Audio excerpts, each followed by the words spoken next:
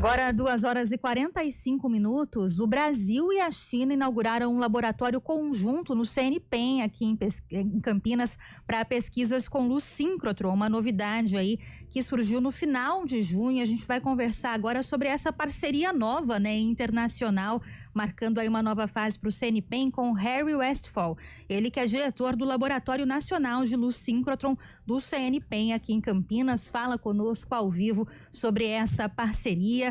Harry, boa tarde, bem-vindo. Boa tarde, muito obrigado pelo convite. Bom, primeiro eu queria que você explicasse um pouquinho da importância dessa parceria, né, estratégica aí para os dois países, né, entre o CNPEM, pesquisadores também da China. Como é que se deu essa parceria aqui em Campinas? Sim, os síncrotrons são ferramentas muito versáteis para estudar a estrutura microscópica dos materiais. Então, todos os países mais desenvolvidos possuem esse instrumento. É um instrumento que é usado por todos os pesquisadores, ele é aberto para todo mundo e funciona do mesmo jeito, né? Então, se estuda desde a estrutura atômica até as microestruturas dos materiais para desenhar melhores fármacos, para desenhar melhores catalisadores, melhores fertilizantes, entender como é que a natureza funciona em certos materiais, desenhar materiais eletrônicos para a indústria eletrônica, enfim, para várias aplicações. Esse tipo de laboratório é sempre muito colaborativo, não tem muitos como esse no mundo. Então, laboratórios síncrotrons desse tipo, tem uns 40 em funcionamento no mundo.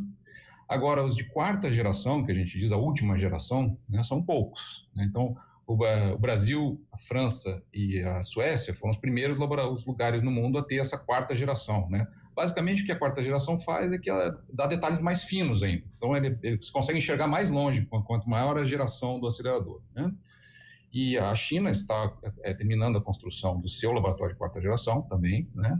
Assim como outros países, como o Japão, já tem mais um de quarta geração também, que acabou de começar a operar. Os Estados Unidos começou a operar também o seu de quarta geração. Então, isso é um ambiente colaborativo em todos os países. E a China, nós sempre tivemos boas colaborações, e assim, desde o início do outro acelerador síncrotron que a gente tinha, e agora com essa quarta geração, né? Nós tivemos muitas trocas, tanto na tecnologia dos aceleradores e dos componentes, como na ciência. Nós temos problemas científicos em comum que podem ser tratados, então nós resolvemos, ao invés de fazer uma colaboração pesquisador a pesquisador, criar essa instituição virtual, né, esse laboratório virtual. Ele não é um laboratório físico, ele é uma instituição virtual que permite o melhor trânsito dos pesquisadores entre os lugares, trânsito de equipamentos. Então a gente vai fazer medidas aqui, vai fazer lá, colaborar em temas que a gente já definiu que são importantes.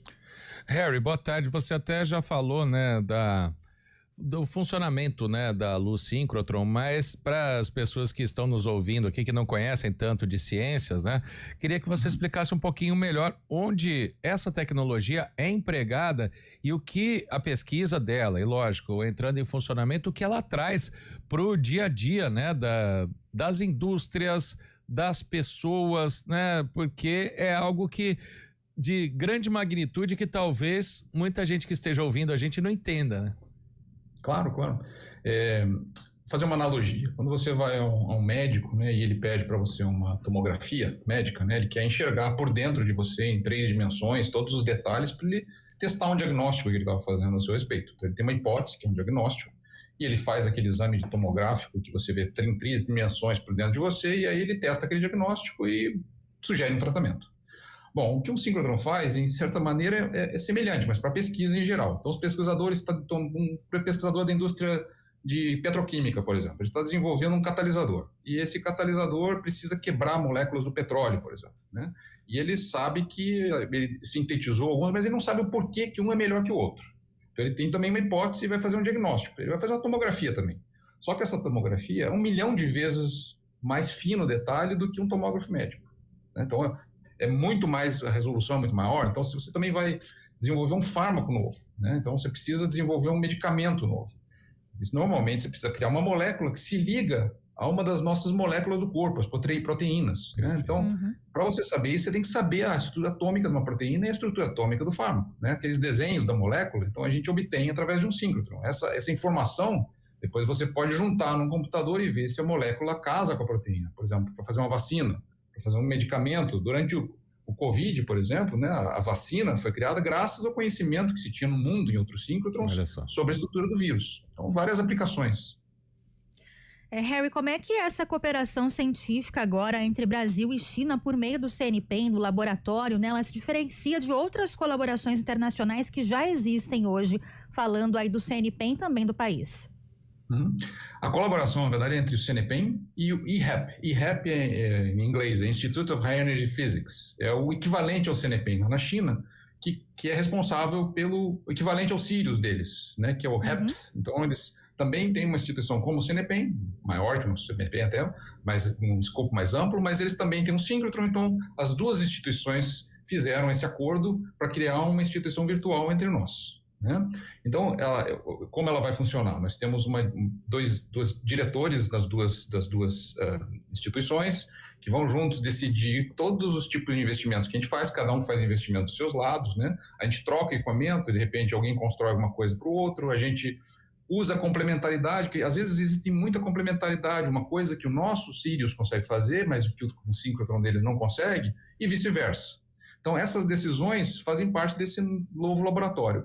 Criar um laboratório desse tipo é diferente de uma colaboração, simplesmente, né? Uma colaboração, normalmente, ela acontece entre um grupo de pesquisa e outro, vamos trabalhar num certo tema. Aqui nós estamos indo mais longe. É como se a gente realmente tivesse uma nova instituição virtual e nós vamos decidir temas em ciência e tecnologias também que a gente vai compartilhar juntos nesse laboratório. Então, realmente um novo laboratório, só que virtual. Ele não tem uma sede, né? Nós temos um lugar, inclusive, dentro do CNPq, né? Um escritório dentro do CNPq, onde os pesquisadores de lá podem vir e ficar em longo tempo. E, da mesma forma, nós temos um escritório lá na instituição deles, no síncrotron deles, onde os nossos pesquisadores, quando vão para lá, ficam lá.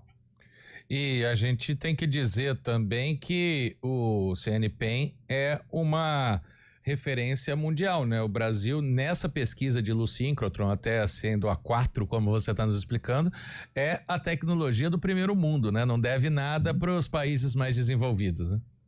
Muito pelo contrário, o Brasil é pioneiro nessa área, né? Os outros países é que têm buscado, de fato, colaborações com o Brasil para... tanto para construir seus síncronos de quarta geração, quanto para ouvir o que nós estamos fazendo. Veja, eu estou, inclusive, agora numa conferência sobre exatamente esse tema, onde eu vou dar a palestra de fechamento da conferência, a conferência mais importante na área de raio-x, né? E é justamente para falar sobre o que o Sirius tem alcançado, né? Aplicações essas, como eu estou falando para vocês aqui, eles querem ouvir o que o Nova Fronte do síncrono está trazendo para avançar essa ciência com raio-x e outras formas de radiação, né? O Sirius é, de fato, um pioneiro no mundo.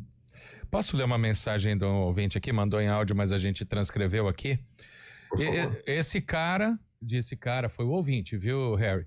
Esse cara é nota 10. Nem parece diretor de algo tão grande do Sirius, de tão tranquilo, um cara tão acessível, tão bacana. Ele é nota 1 milhão, querido por todos lá. Agora a China vai montar o dela, vai ser problema para nós.